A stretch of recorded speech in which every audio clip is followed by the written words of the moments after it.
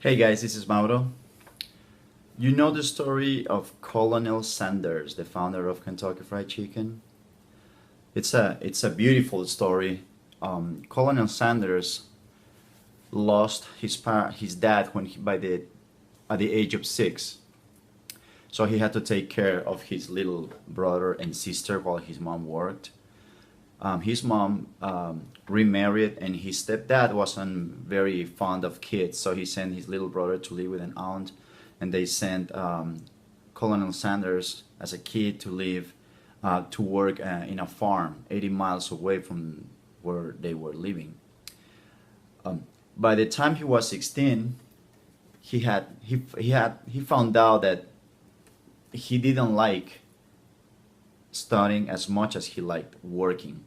So he decided to quit school and just work full time. He got married by the time he was 18, but when he was 20, his wife left him and took the baby they had. So he joined the army and eventually washed out of the army and started working as a cook in a small restaurant. He emphasized on developing. He had a personal recipe with chicken, so he emphasized working on that, and he eventually ended up selling his franchise to a millionaire for I don't know for how much, but it was by the time that happened he was 75 years old.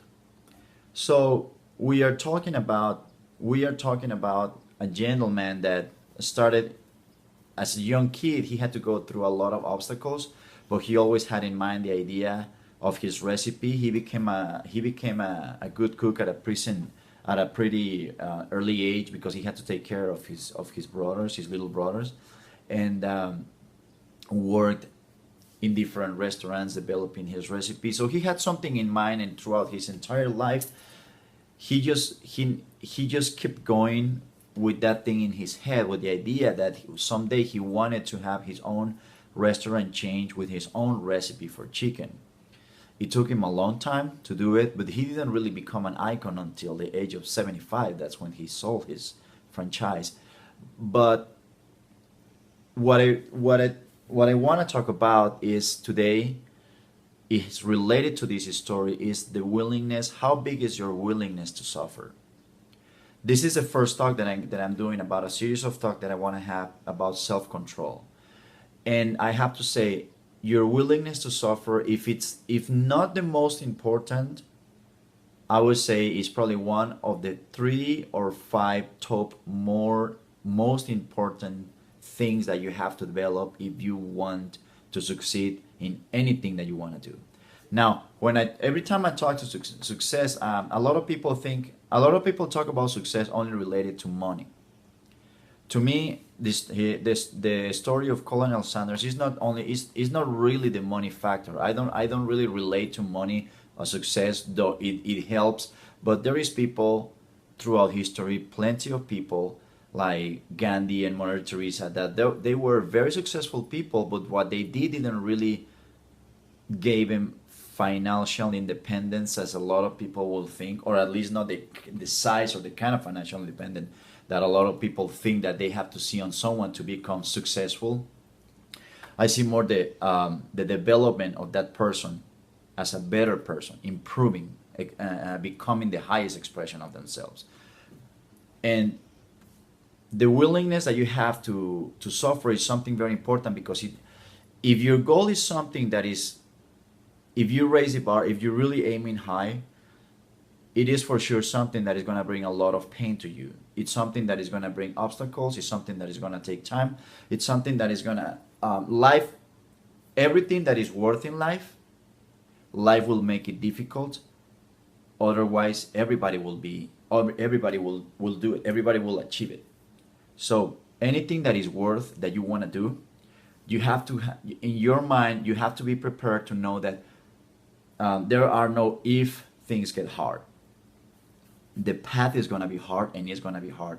It's going to be difficult, and for sure you're going to have to be prepared for a difficult time. You're going to have times when things are going to be rough. You're going to get hurt. You're going to get kicked around. Life, believe me, is going to get you down on your knees, But if you really stick, if you stick to it, it's something, it's worth it. That is the most difficult part, sticking to it. Everybody who has goals, or at least most people have goals, um, we all have desires. We all have what I'll call wants, but wants to me, a want, I want this or I want that. That's just a, to me, that's not a real want. It's just a wishful thinking. A real want is a want plus action. It's really taking action towards that goal. So when people say, "Oh, I want this," or "I want that," or "I want to be this," I always ask, okay, now is your want a wishful thinking or is your want a real want?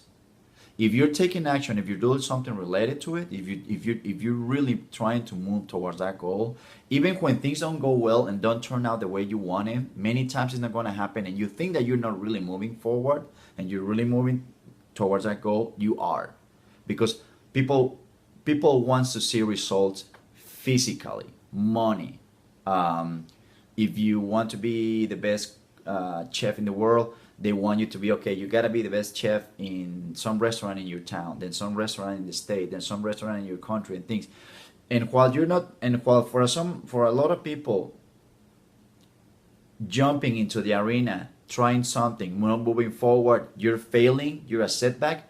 It's not just the fact that you're trying. It's just you're moving forward. You just have to keep going. Because you never know. You never know when you're gonna have that breakthrough. You never know when you're gonna have that little thing, that little sign that is gonna help you. Even when you notice, when you think that everything is stagnant, that you're not moving forward, that's many times when you're about to get very, you're getting very close to a breakthrough. A breakthrough doesn't mean that you're gonna everything is gonna explode and all of a sudden you're gonna become super famous and super good, but it's just a little sign that says keep going, because you are moving forward, you are improving. So don't don't go desperate, don't get disappointed because you don't see results immediately. You have to keep your will, you have to keep going. You have to keep your that willpower, be, because life is really gonna punish you. It's gonna be really, really tough, and that is the most important thing, that you have to remember, that we don't have a limit of how many times we can try. We set our limits on ourselves. We do it to ourselves. Life doesn't happen to us, we happen to ourselves, guys. Life doesn't happen to you, you happen to yourself. So you have to remember that being out there, exposing yourself to failure and setbacks, is part of forming yourself, of getting to that goal. That's the most important part. You gotta learn to get kicked around. Then you just get off, dust yourself, and you keep going again. You try it again. We have we have there is no limit for us how many times we can fall and rise and try again. Imagine Colonel Sanders at the age of 75 is when he finally reach and say, okay, I think that I have done what I could do with my recipe, and it's probably time to pass, to let someone else take over my business, because this is as far as I can go, or as far as I want to go. I probably cannot do better than this, so I just let someone else take over. So it takes time. It took a lot of time. Imagine for someone that is that age. So you have to be prepared. And it doesn't mean that you're gonna think that you're gonna be successful until you're that age. But what I'm saying is, you have to learn that only long-term gratification will last long time and will be worth.